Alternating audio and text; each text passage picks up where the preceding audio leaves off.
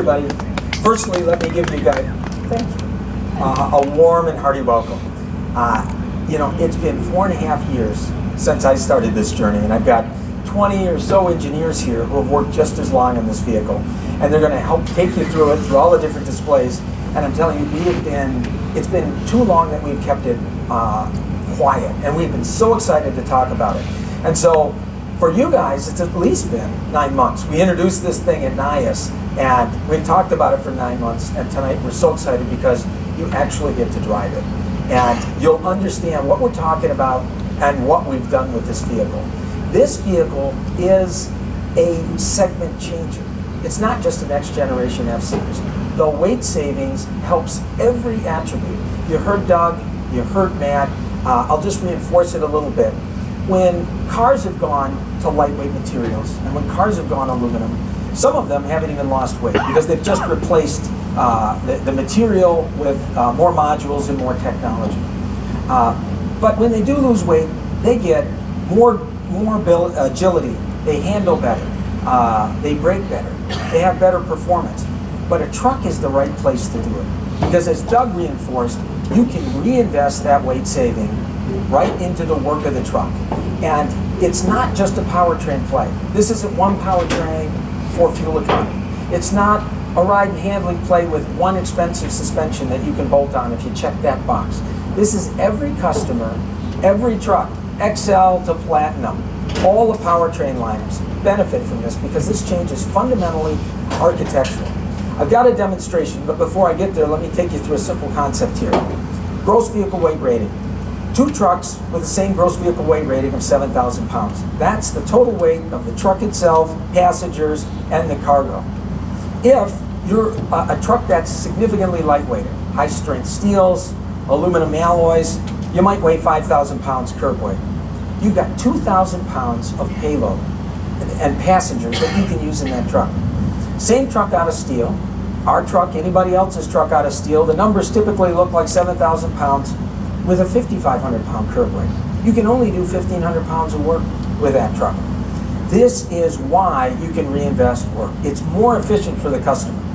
I'm going to bring out some trucks to show you this, but before I do, I want to get you acquainted with the scales behind me. So this is going to be a live demonstration. We've got scales. On the right, we've got a 2015 F-Series.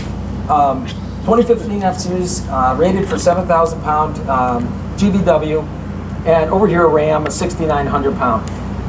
Ram could be any vehicle. And what you're going to see here is the green zone is the base weight of the truck. We've weighed that previously. And the green zone on the Ram is their base weight. So our base weight is 5150. This Ram configuration is 5740 or so. They're equivalently capable trucks. They're both crew cabs, 4x4s, short boxes. We've got the 3.5 GTDI. This is a Hemi. And we're going to bring these vehicles on the scales. Let's go, guys. And what you're going to see is a needle come over. And both of these trucks are carrying 1,200 pounds. Carlos in the Dodge wins. Wins placing it on the scale anyway. Take a look. This settles down as people get in and out and the fuel sloshes around. What you see on the Ford side, first of all, that yellow area, clearly a lot of area for the work to be done. And the difference between the yellow and the red, that's when you've overloaded the truck. 1,200 pounds, look, there's 700 pounds left to go. 700 pounds is a 4-man crew.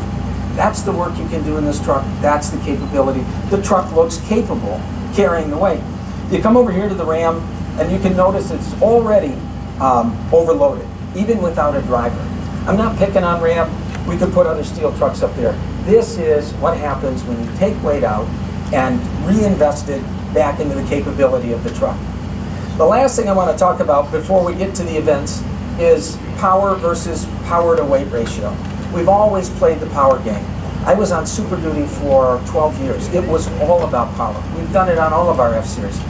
A bigger engine, more horsepower, more torque, that begets bigger transmissions, bigger drive lines, bigger axles, bigger suspensions to carry those axles, heavier frames. This architecture, these materials change the game to power to weight. It's about what a vehicle can do for its weight, because that translates into what a customer can do. It's no different than if you or I lose some weight. We can carry more, we're nimbler, we go up the steps faster, and certainly anytime an athlete returns to the season and has lost weight, that's all anybody talks about. It's important. And the important thing across the lineup that Doug talked about is whether we're the base engine 3.5 or all the way up to the EcoBoost, we've got a 5 to 16% improvement in power to weight ratio. Every engine does more work. And if you go back to the base engine, here's the proof. Today we have a 3.7, and we've downsized, taken the torque down, taken the horsepower down, put in the 3.5. But yet the power to weight ratio on that combination is 5% better. And the proof is we can now offer the entry engine in a crew cab 4x4. The 3.7 couldn't get the job done. And our fleet customers love that because they had to pay up for the 5-liter in the past, not any longer. So power to weight ratio is the new game. Tonight we've got a great display. So I'm going to get off stage here quick. And my engineers are ready to talk to you. We've got interior and exterior features. They'll take you through how those work. You'll see demonstrations with iPads and everything else. You'll feel like you're drinking from a fire hose. Last night the group said they were exhausted by all the stuff we had to teach them. You guys look like you're more capable than last night's group.